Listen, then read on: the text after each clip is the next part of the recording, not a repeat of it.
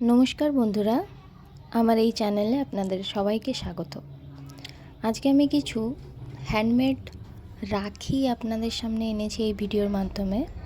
তো এই রাখিগুলো আপনারা চাইলেই আপনাদের ভাই, বোন এবং দাদা তাদেরকে নিজের হাতে বানিয়ে পরাতে পারেন। খুবই ইজি এগুলো বানানো। তো আপনারা যদি চান তো এগুলোর টিউটোরিয়াল ভিডিও আমি আপলোড করি, তো আমাকে অবশ্যই কমেন্ট করে জানাবেন। আর কেমন হয়েছে রাখিগুলো বানানো সেগুলোও জানাতে ভুলবেন না কিন্তু কমেন্টে।